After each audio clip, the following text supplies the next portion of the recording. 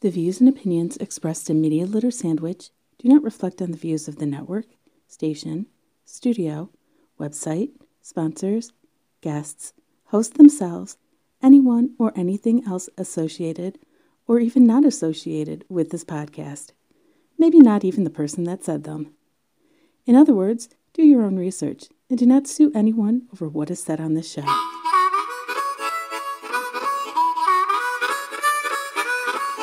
Rushed the Rise of Skywalker and they left out a lot of key plot details. Like the whole, where did Palpatine get all his followers from? Like, who are these people? And they kind of went over it in the visual dictionary a bit, but... Welcome to Media Litter Sandwich. I'm Toaden, and, well, if you want to be my first listener of the week, just go to dvradio.net. We air on Tuesday nights, 1900. That's 7 o'clock Eastern Standard Time on dvradio.net. I'm in the chat room. I have a Patreon up and running now. So you go Patreon, look for Toaden, and of course Toaden.com. And I'm on Facebook, and this is Media Litter Sandwich. And I'm totally just interrupted you. You're talking about Star Wars or something nerdy like that, because, you know, it's Media Litter Sandwich. We don't talk about anything nerdy at all. No AV or books or nothing, or studio stuff or cosplay or Not ever. No. Matt, go ahead and introduce yourself. I'm Matt Hutchings. I'm a studio engineer and all-around AV guy. Yeah, and so you do cosplay, Yep. and you do studio stuff. What do you do in the studio? So basically, I'm a recording engineer. I record, mix, master. Depending on what the client's needs are, I make beats as well. Any kind of original production type stuff. A lot of background in the orchestral world. So I kind of delve into that a little bit with my clients and try to give them, essentially it's all MIDI tracks, but I try to make it as real sounding as possible. Wait, so if someone came up to you and like, I want to sing something, you're like, well, what kind of music you want? Because you're making beats and orchestral stuff. Yeah, pretty much. And I try to blend the two as much as I can. So like in that situation, if a client were to come up to me and say, you know, I'm kind of trying to capture this vibe for what I'm doing, I would essentially reference tracks at that point, right? Like I'm curious, like give me a few songs that kind of capture the essence of what you're looking for. Then from there, it really depends. If they have the patience to sit there in the studio with me and watch me craft the beat in front of them, then by all means stick around. If not... And that is a lot of patience. Oh, wow. That is a lot of patience. You ever watch somebody try to make a beat? It's awful. I've watched people cover... I think the most, like patience I had to have was watching them cover Stairway to Heaven with one or two violinists doing different roles over and over again. Okay, now's the time for this one. Yeah. Which they totally do the MIDI, and then they replace, as the person, you know, gets further in the project, they replace the MIDI with the actual instruments. Sure. Yeah. Yeah. I mean, like you said, it's for reference. Yeah. And depending on their budget. Well, you know, there's always that too. That's definitely a thing in Detroit. I'll say that. But yeah, that's a lot of what I do. I've had my own little project studio running for maybe 6-7 years now. Okay. I'm on. What's it called? How can people find it? It's Obsidian Audio. You can find me on Instagram and Facebook.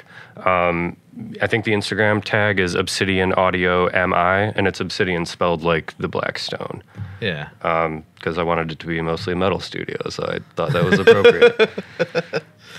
That's all right. At one point, I want to be a metalsmith. So. Hell yeah, man. My brother does that. He lives in West Virginia. He makes knives and swords and shit. Of course, I didn't want to do that until maybe last year while watching Forged in Fire, but that's beside the point. Oh, sure. Hell yeah. When I grow up one day. One day. Yeah, when we all grow up. As we speak in studios and...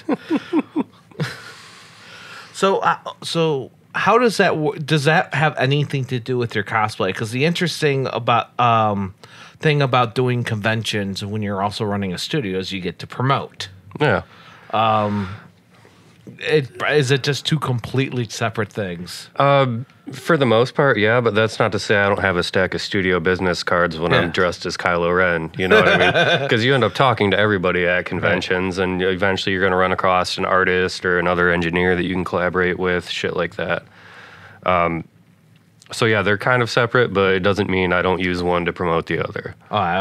Yeah. So, okay. So tell me about the cosplays. Okay. So the two that I've done so far that I'm the most proudest of, Jesus, it's been a long day. Did the First Order Stormtrooper, it's pretty much a pre-made kit with little effort put into it. But I still absolutely love that. I love the old school Stormtrooper, but you still have to do, even a pre-made kit, you still have to do the walkie-talkie or whatever So, yeah, there's a lot of actual crafting that goes into it. But the one that I'm most proud of, to be honest, is... so, for anybody who knows Star Wars, there's like 5 different iterations of the Kylo Ren costume. I did the first one from The Force Awakens with like all the long monk robes and the hood and like all that shit. The one he wears for like a half hour. Yeah, that's and then you never see it again. I know. I was really, really upset about that. I thought that one looked the most badass.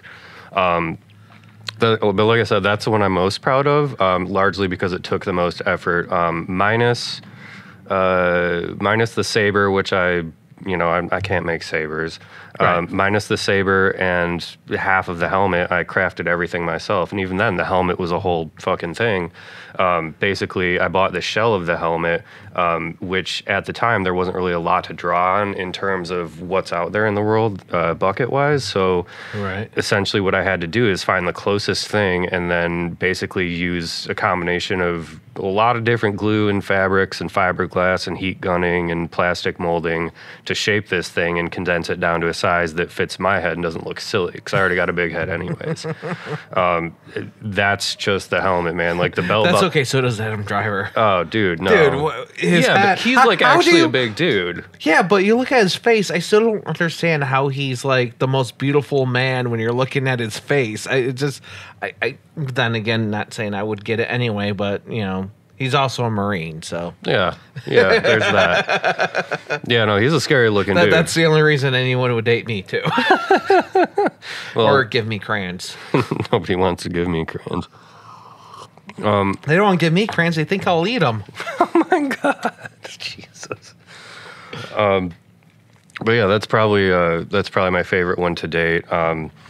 Let me tell you, crafting some of the underrobes, it was a bitch. Like, you see those sleeves he's got with the pleats? Right. Dude, you're dealing with, like, here it is left to right, pleat. Video version's different than the audio version. Oh, yeah. Yeah. Yeah. It's absolutely... How many layers? Oh, fuck. It was like 140 some odd. Layers? For the pleats. No, sorry. For pleats. Okay. Layers, there's... Let's see, there's one underrobe, and it's kind of just the robe with the bottom part without the arms. There's another layer of thicker fabric. It's more of a basket weave that goes over top of that.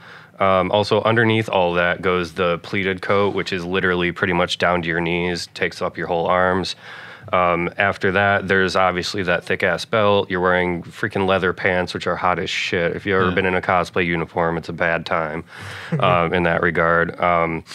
And then the hood, and believe it or not, the cowl, right? He's got that kind of like scarf thing that drapes around the back. Right. That and the hood are, they're one piece, believe it or not. You basically take that thing and lift it over your head. So you got your cowl hanging down, then you can pull the hood up. Mm-hmm. So all in all, I want to say it's like 4 total layers if you count the scarf and the hood.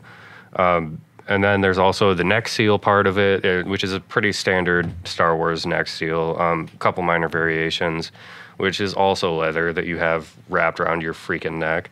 And then you have to wear, I'm probably going to slaughter the pronunciation, but a balaclava. You have to wear a black one underneath because you still don't want like beard or hair showing or anything like that. Right. So you're essentially just walking around in 8 For those that don't know, it's sort of like a ski mask. Kind of, yeah. I got a couple too. Yeah, and they're great, but when you're wearing 600 pounds of fabric, it's not...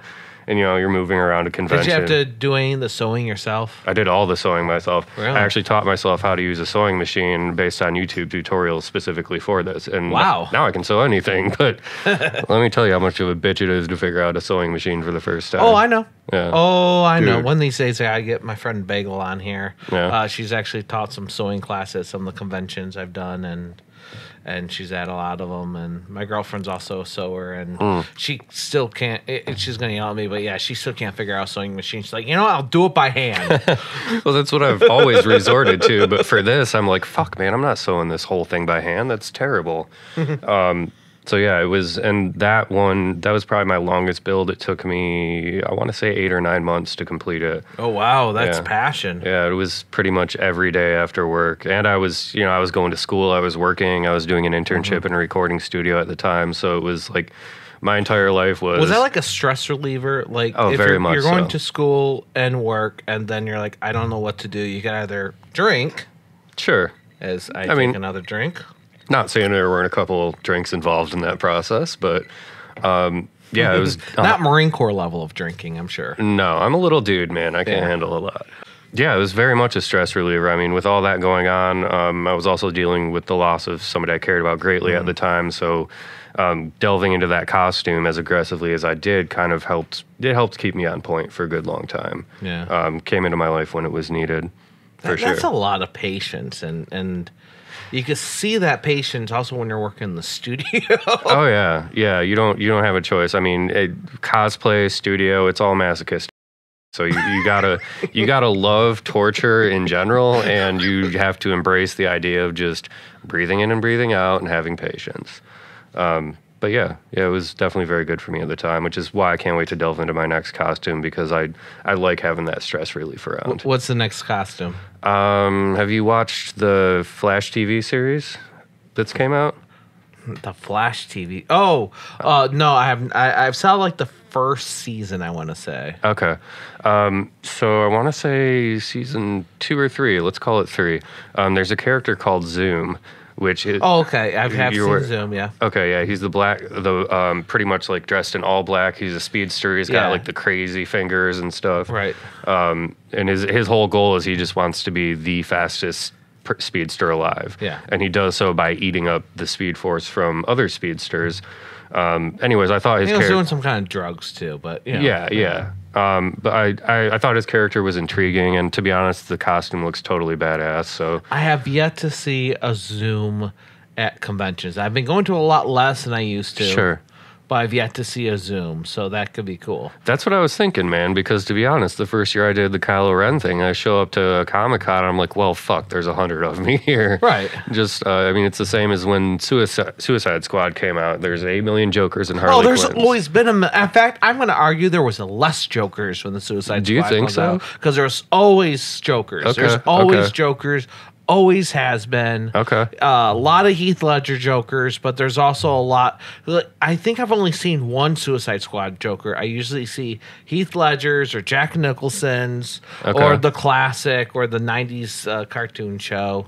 There's always a million Jokers, always a million zillion Harlequins. Okay, yeah. Always that number went up a little bit. But if you go to enough of them, not enough to show, because there's always been a lot of them. Sure. Yeah. Yeah. Pretty much. Anyone ever shot when you're doing shot video for music videos while they're recording in your studio or in the studios that you worked in? That's happened to me twice. One time it was in a large format studio that I obviously am not an owner at.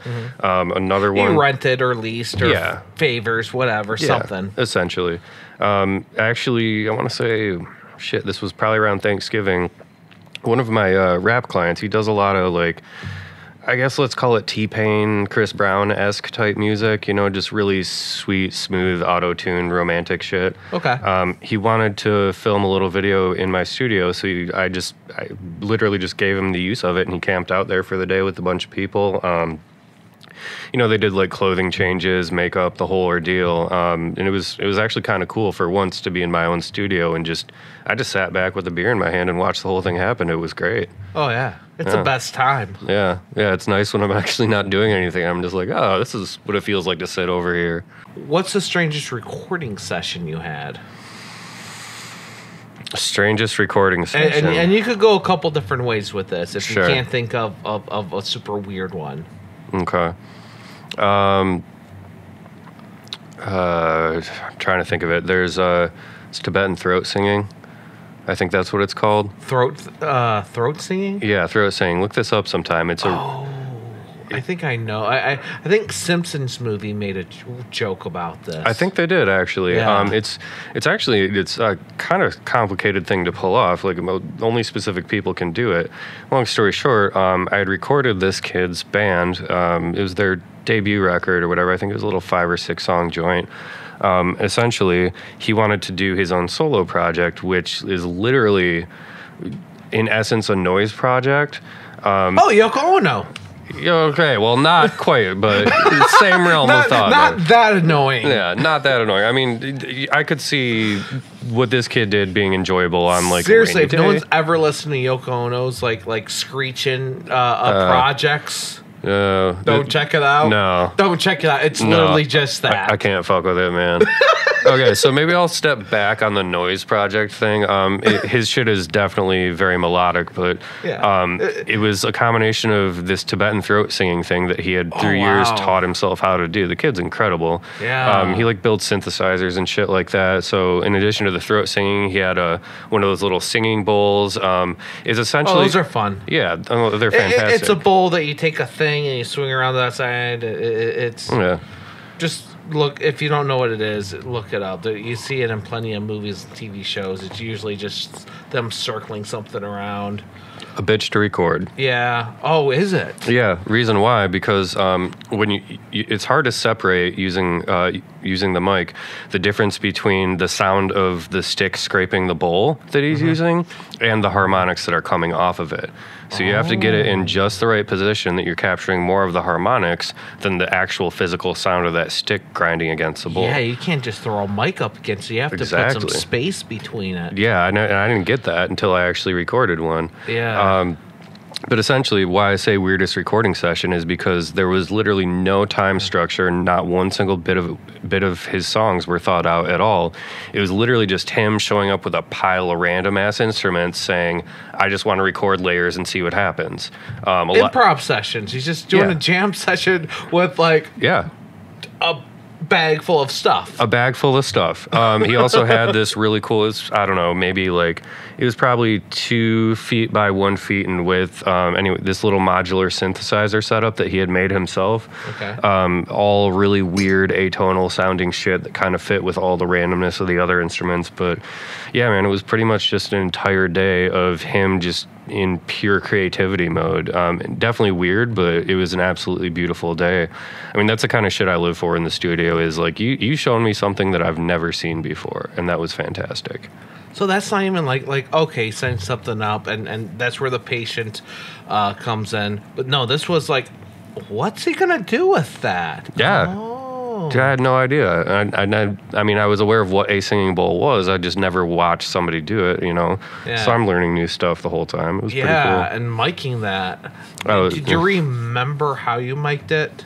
I'm pretty sure. So if he's got the bowl in front of him, I'm pretty sure that I was using an SM7B. I tried a couple different angles, and if I remember correctly, the one that ended up working well was kind of like off to the side. SM7B.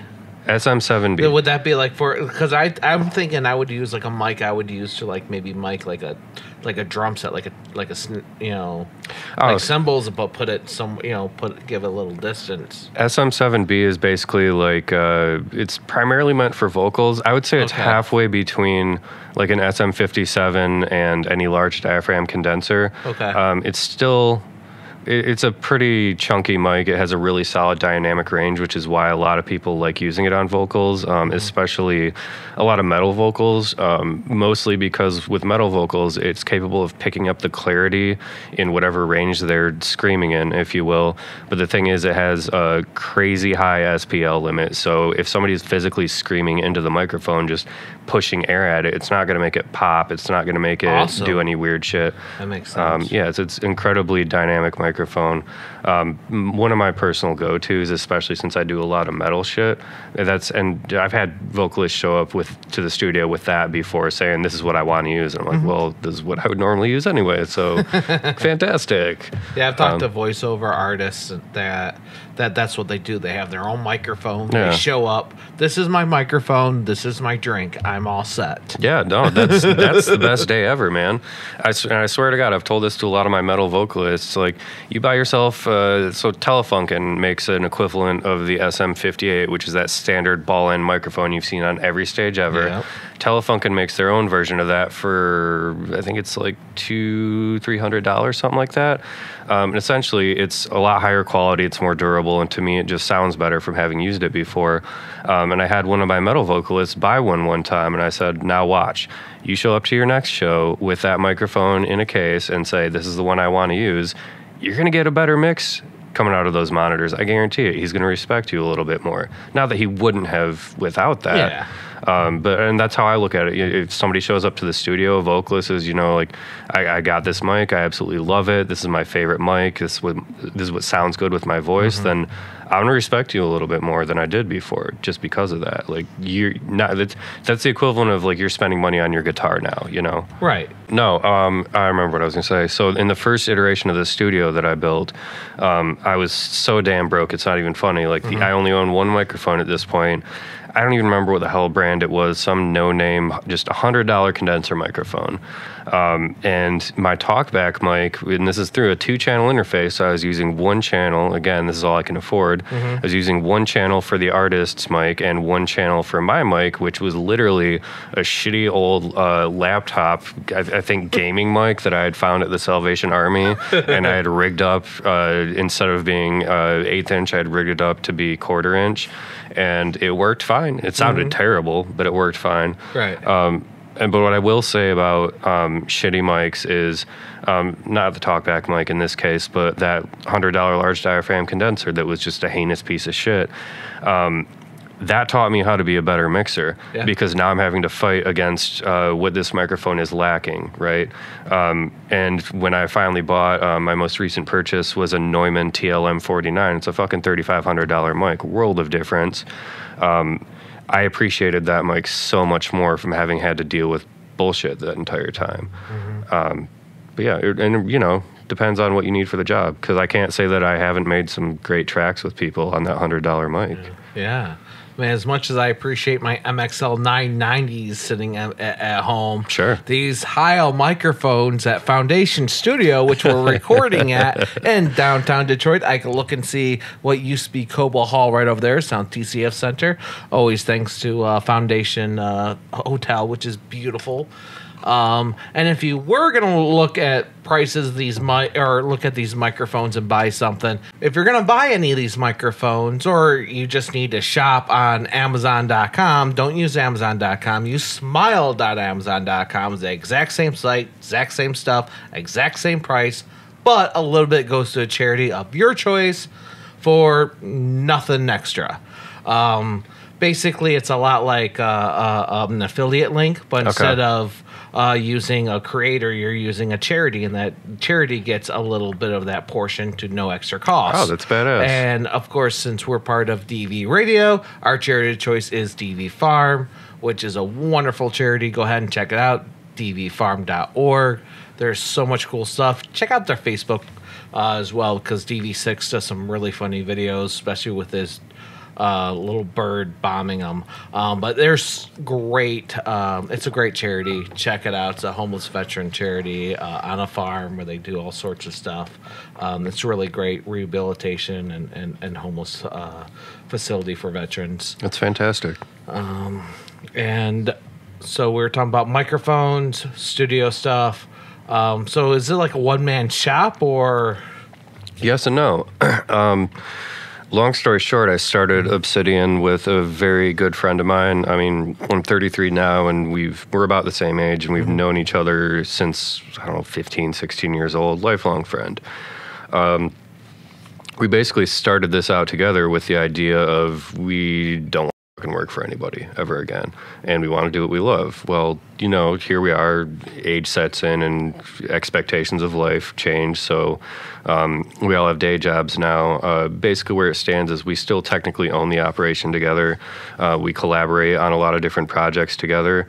For example, he's writing some beats for one of my artists right now, and he's going to send them to me, and then I'm going to do a lot of the production type stuff. He's just going to lay down the format for it, and I'm going to make it sound pretty, essentially. Like, fix all the transitions, maybe add a layer or two here or there, put effects into it, shit like that. his life took him in a little bit of a different direction location-wise. He lives in Columbus these days, so that's kind of, there's a lot of remote collaboration. Some really awesome trade shows and conventions in Columbus. Though. Oh, yeah, he's insanely lucky. He lives right there in that college town.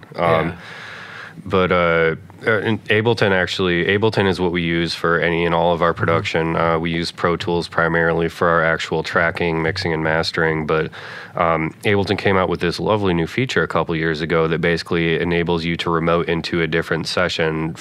So I can be working on something in my version of Ableton, and he can be in Columbus, Ohio, with Ableton open, and essentially 2 different versions. They have to be the same exact version, but essentially he is able to work on the project that I'm working on. So it's like we're working in the same project, staring at the same screen, which made our lives a hell of a lot easier. Because before that, it was like, I just uploaded this to Google Drive, download it and check it out. Here's the stems. Well, like now live collaboration. Right. There's a couple different middle sites you had to use. You had to use file sharing and stuff. But yeah, it's technically a 2-man operation. We kind of both have, over time, we've developed our specific roles.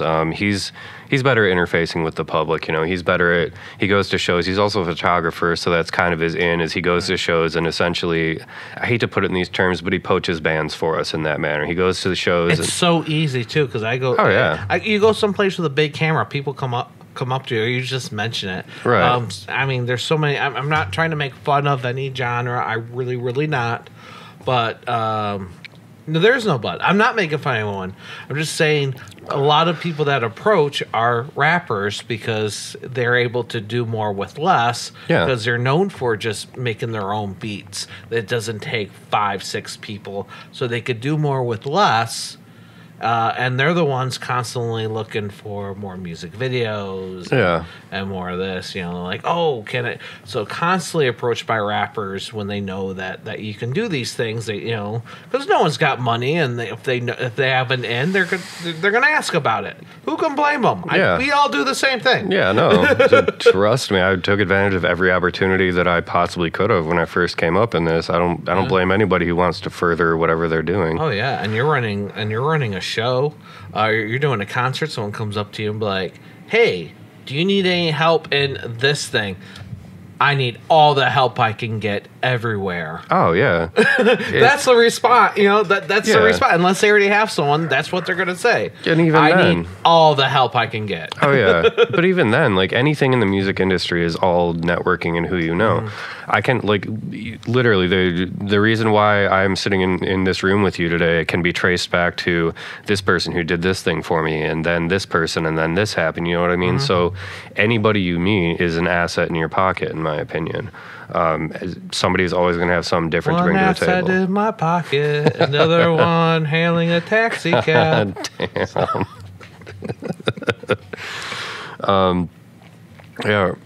Rappers are definitely a thing. I've been able to whittle a lot of my rap clientele down to the ones that I absolutely enjoy working with. They're professional. They don't show up with drugs and women and 8 million people who are totally unnecessary. Then how do they tip you? Yeah, I know. Joking. Yes. Joking. Well, yes, I only work for drugs and women these days. That's a lie. But yeah, you're not in your 20s anymore. Yeah, no, I don't care. Joking. But that's one thing I found about rap clientele is that it's either one or the other. Like, okay, so I've had people that I can tell that you don't really give a shit about your music. Like you're paying, I know, but the reason I say this is they clearly show up and they're just paying to be in the studio. They just want that experience. They want to impress the chicks that they're with. They want to have shit to post on Instagram or Twitter or Snapchat or whatever the hell. They want to get fucked up and they want to walk away with a decent sounding track that they can show their friends, and that's it. Nothing against that at all, but I didn't get into this to be a fucking party host, right? Like, I got into this because I'm a musician, and this was a way for me to continue to be in it without being on the performance side of things. So, there's gotta be there are studios that will do that. They're just like, we're just here to host you, make sure you have a fun time, and make some music. Which is great. Not my bag. Yeah. Not my bag, man. Absolutely. I've had enough of that. And plus, if you want to make, just reminds me of the Rebecca Rebecca Black Friday and the pants and how their studio's like, Oh, yeah. just pay us X amount of money. We'll have a song for them. They'll sing it. We'll have a little music video, and there you go. Sure. Yeah. Yeah, that's literally what a lot No of folks look disrespect for. to Rebecca Black or anything, but that's how they got their start. Sure. Yeah. Yeah, and that works, and some people are into that. I mean, I would say I haven't worked with any bands like that, but then again, you're dealing with a project of a much larger scale with way more minds involved in it, you know? Yeah, because if a band is like that, they're not going to last to the music studio because they already spent all their money. No, yeah, and they're probably going to kill each other throughout the process, you know? I mean, especially... But there's more money involved with a band with phenomenally more equipment money. Versus using Fruity Loops or whatever it is they're using Sure, now. yeah. Yeah, essentially, I mean, I can think of the last band I had in the studio. I mean, not even including my day rate, they were paying the studio just shy of $300 a day. Like, if you're there for 4 or 5 days straight, that's a huge investment. Wow, you are a baller. No, hell no. No, I was making... No, that's what I would say to them. I mean, that's what I used to... I used to teach at a college. Sure. And the people that would come in, not do anything, put their head on the desk, go to sleep or whatever, like...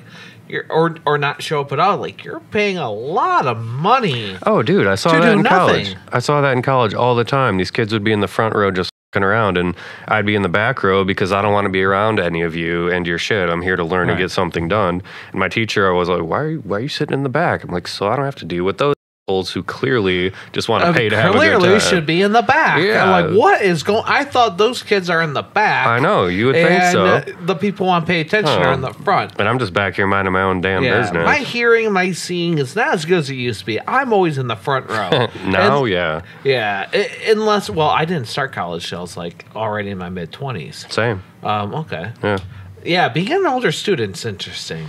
Yeah, very much so. It was the contrast was stark. A lot of those 19, 20-year-olds, I just sat there and had to shake my head. Nothing against them, but... No. And it's not like I was really that different at that age either, but it's like, man, you don't have any idea how much these student loans are going to cost you someday. Like, pay attention so you can figure out a way to pay them once you're done. Yeah. I had a commercial play. I was going to a summer school class, which by the way are more condensed classes. I don't know if you've ever been to a summer. Oh yeah, you know, they're more. It's usually a shorter semester, longer hours, so it's more condensed. So when you're there in class, that's important. Oh yeah, absolutely. They decide to film a commercial during my class. Okay. Horrible. It's like, oh, well, it's just a review day. We're in a classroom, really small classroom. There's usually about 15 of us. Classroom fits about 30. I was in a school that had small classrooms like that. Sure. They tried to cram about like 40 people in there, and so I'm in a place with a bunch of people that are having fun because they're in the commercial. So they're talking and they're doing all sorts of stuff. One guy was in a mascot costume. Oh my God, because that's necessary. Complete circus. And I'm literally trying to take notes for my final exam. God, thanks, guys. Yeah. Appreciate this. Yeah. I want my money back. Yeah, no that shit. one day. Yeah. Not only do I want my money back for the day, but I want to be paid to be in your commercial. Oh yeah, absolutely. I'm not even getting paid to be in your commercial. I'm in class paying to. Why am I paying to be in your commercial when I'm trying to learn? I don't remember signing a contract. What's going on, guys?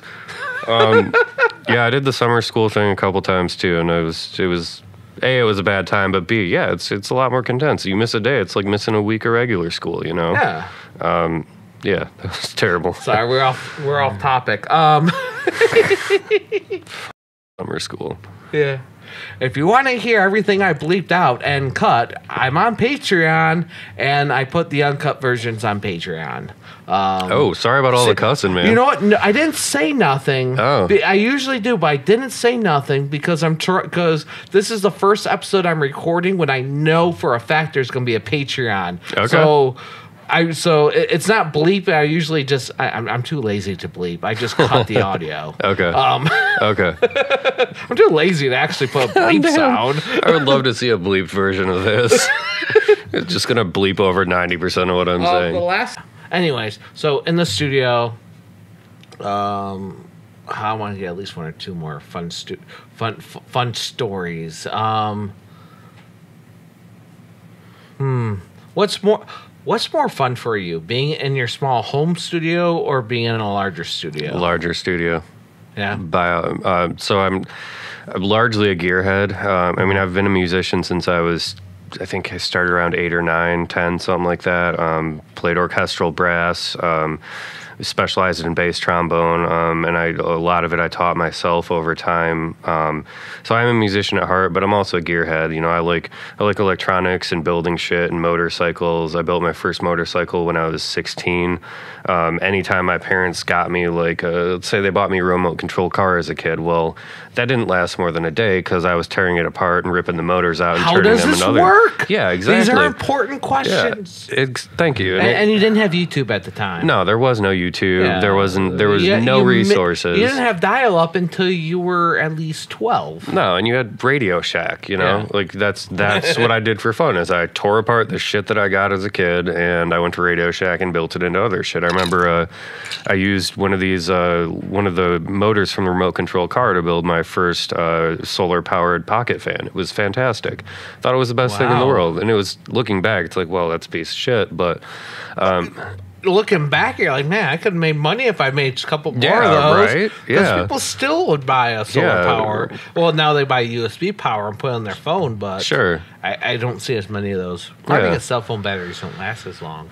Oh, yeah. No, I don't care what phone you have. It's not going to last. And then you got to deal with, should be USB-C, solar power. Yeah, thank you.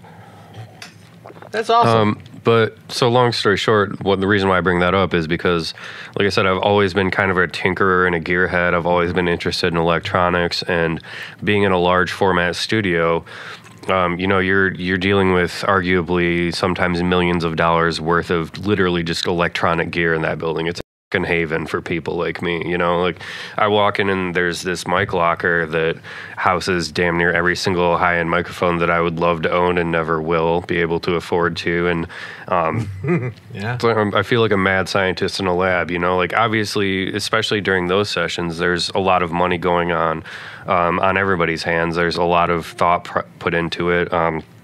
Many pre-production conversations, studio layouts have been mapped, mic choices have been made, preamp choices have been made. Basically, like, every aspect of that session has been thought out and decided well in advance, so that way when everybody shows up, everything just kind of moves along seamlessly, right? Because when you're paying that much money to be there, time is money, and even a 15-minute offset is a problem. So how long does pre-production last before you even enter the studio? It really depends on the project, man. So let's just take the last metal band that I recorded as an example. Okay. They were a 3-piece outfit.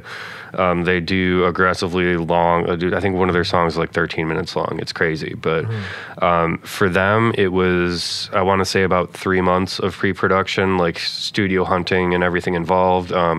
It was their first big project, and they had the money to spend on it, and they'd literally been working on these tracks for 5 years straight, the three of them. So they were well prepared on their end. So when they came to me about the project, A, it was my immediate decision to accept it or not, but B, once I accepted it, I had to discuss my vision of it and how that would fit with their vision of it and whether or not that was a good thing, right? Because paying an engineer is like, it's like the difference between going to McDonald's for a burger or Wendy's, you know, like, ain't nothing wrong with either of those burgers, but you might like one better than the other. Yeah, it might be unless more you suited. don't eat red meat. Well, yeah, there's that too. There's that too. Sorry, I had to complicate things. Okay, Pantera salad versus Freshie salad. I don't know.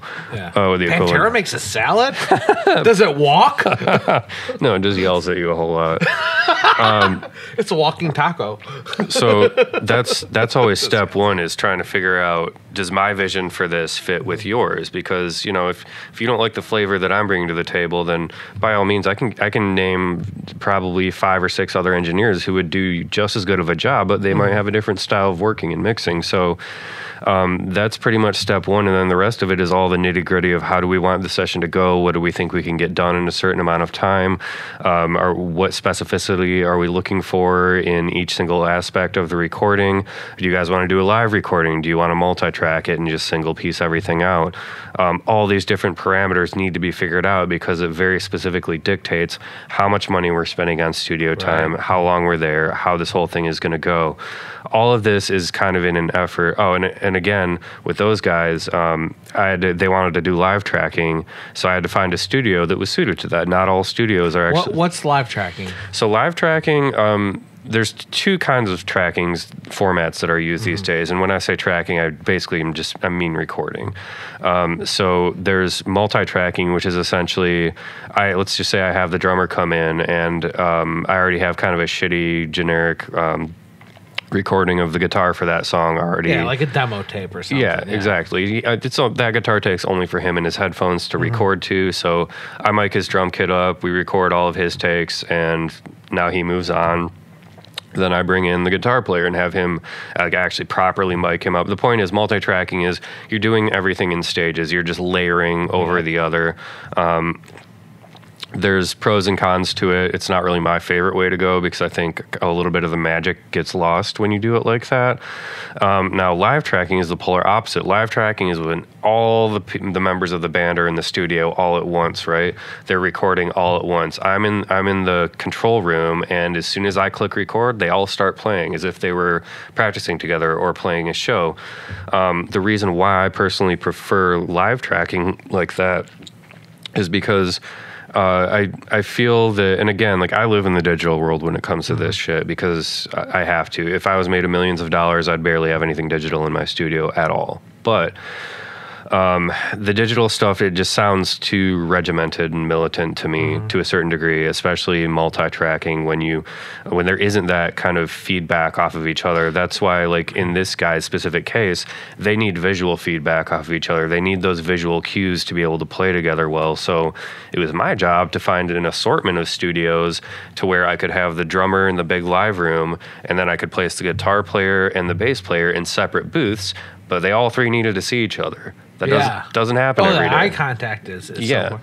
But you're putting them in different booths, too. That's really cool. Yeah.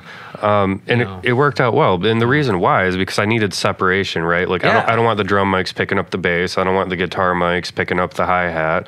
I need that separation, but I need them to physically feel as together as possible so they deliver the best performance as possible. So that was kind of a huge deal with those guys, was finding a studio that, A, had all the gear that I know we need to do to complete the session, but B, more importantly, gives them the opportunity to have that kind of natural feeling with each other when they're in the studio, because anybody who's ever been a musician in the studio is going to tell you this: you're always fucking nervous no matter what. You know what I mean? So it's my job to kind of alleviate those fears, but that's one of the biggest parts of the pre-production thing, is just finding a home for us for a week or 4 days or whatever it's going to be. But yeah, pre-production is everything. I only know that trial by fire. I've had a few sessions go horribly sideways because of a lack of pre-production, you know? Yeah. I mean, you said it earlier. You said, I already need to know my microphones ahead of time. Yeah. You're not playing with different microphones. I mean, No. Just doing that alone, think about it. People that don't understand, think about that. To change out a microphone could take you anything from 5 minutes to 40 minutes if it's something lost, or if it's something you need to sign out, especially if you're renting a studio, because some microphones are under lock and key. You know, ribbon microphones. Oh God, they still scare the shit out of me. Oh man. Let me gently put this over here. I won't even look at it or breathe on it. Don't look at it too hard. It'll break. Actually, so it's become my practice. Anytime I have to use a ribbon microphone, I put a piece of blue painter's tape over the 48 volts, just so like there's not even a chance of me brushing it. For those who don't know, ribbon microphones are extremely sensitive. Large diaphragm condenser microphones, which are largely like big, chunky-looking vocal microphones, they require what's called phantom power, which is 48 volts of electricity being cranked into them. And don't accidentally plug your phone into that, because you'll fry your phone. Oh, I could tell you a story, but yeah, that happened to me once. Oh my God. I want to hear this story. Holy shit. I'll tell you later. So yeah, that's why I put whenever I'm using a ribbon microphone, because they're so damn sensitive. Point is, if you send 48 volts of phantom power to a ribbon microphone, it's going to fucking break it. And now you're responsible for the price of this most likely extremely expensive microphone, because you can't just go buy a $50 ribbon microphone. It's not going to happen. And if somebody knows of that, I'd love to know, because I'm broke, so that'd be great. It's not a ribbon. It's more like a string between and two cans. You pull it tight. Oh, dude, those are great. I'll totally I got a couple of those. Those are fantastic. But yeah, so that's a joke. Yeah. So every time I do that, I literally have to put the painter's tape over the phantom power button, because the last thing I want to do is have a studio session go sideways, but B, I don't want to pay for this thing if I'm not going to keep it. Yeah. Yeah, the painter's tape goes on the board on the phantom power buttons. Yeah. Yeah, every time religiously. Oh man. Yeah, I have to, because I watched somebody fuck one up once, and I will never be that guy. Yeah, it was an intern at the studio I was interning at when, in large format studio. These things are very expensive. Yeah, no shit. Like, I think it was a Royer R121 too. It was one of the nice ones. I felt so bad for the kid. But as I said, the time builds up.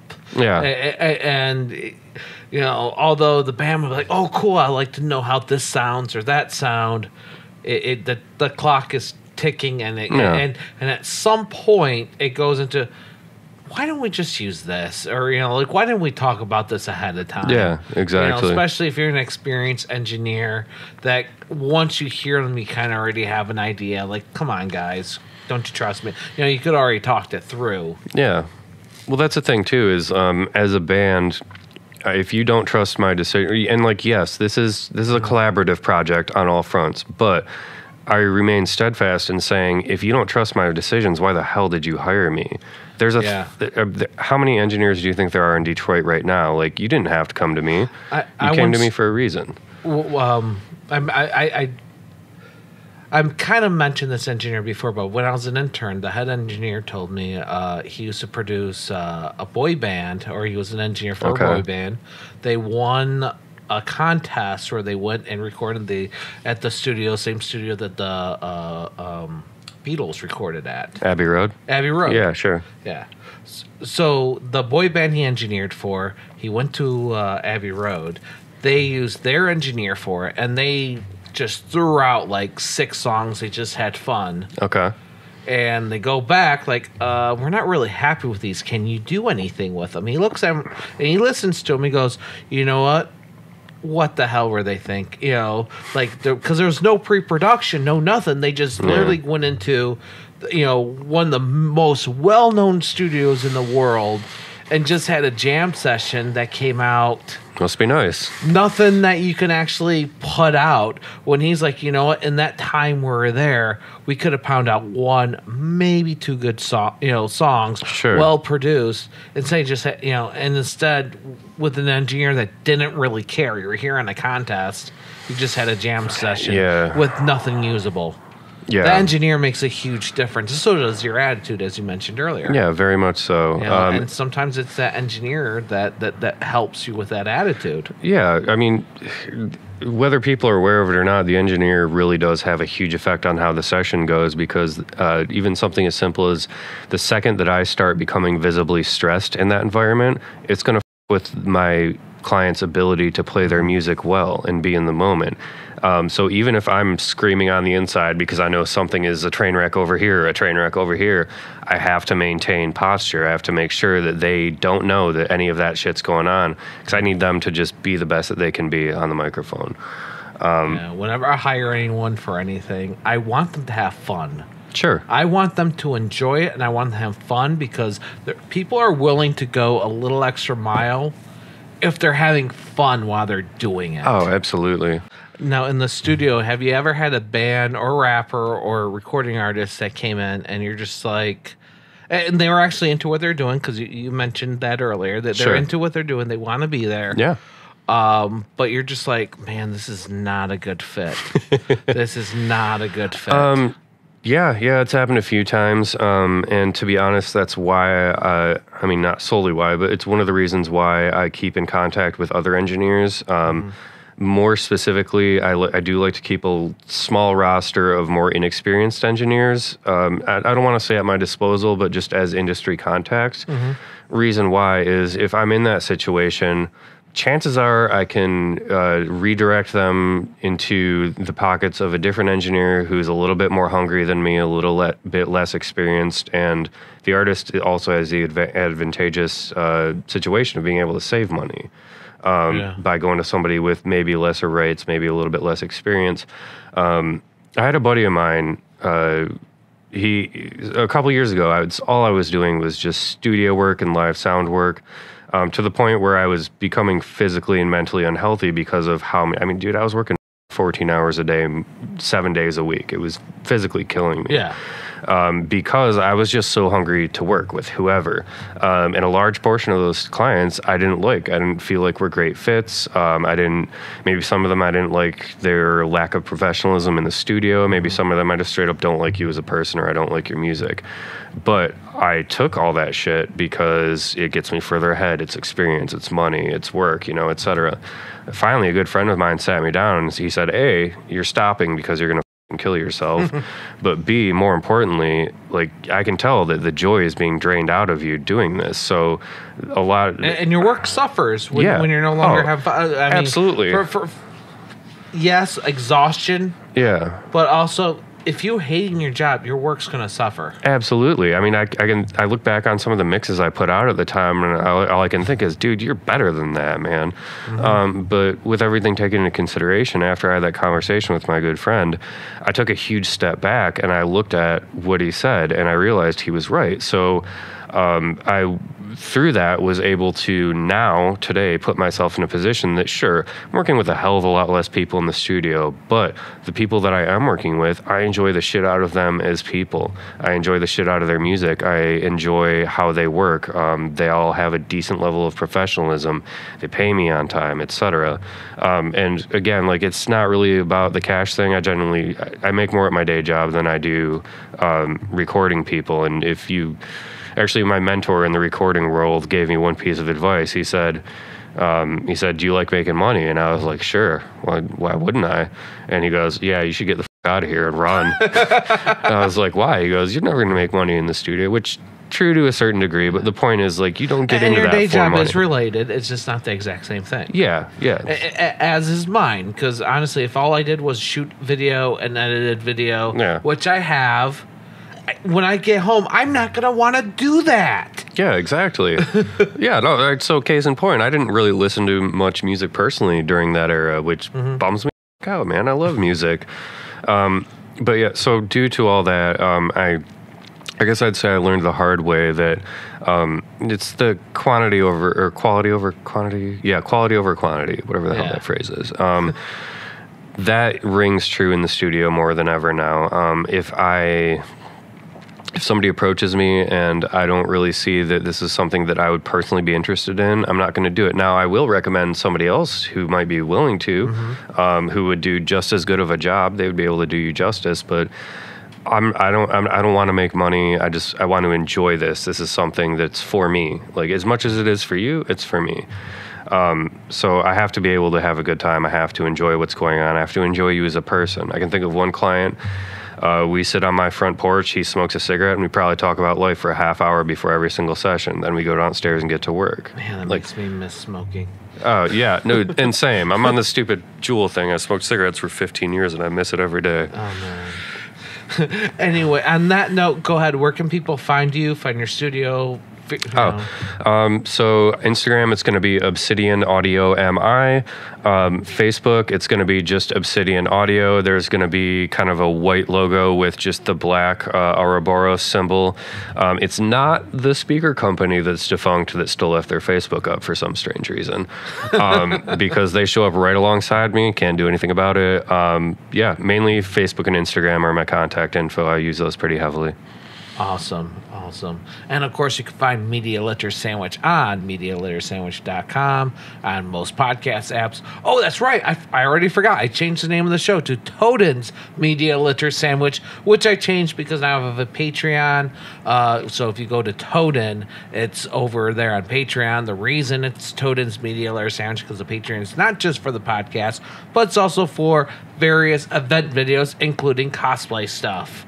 Oh yeah. which we touched on, so that's all good. But yeah, so I want to start doing more cosplay videos again, but the podcast is still around. I don't know, go check out the Patreon. There's stuff for $1 and there's stuff for $1,000. I don't expect anybody to pay me $1,000, but if you want a quick laugh, go ahead and read the tiers for that.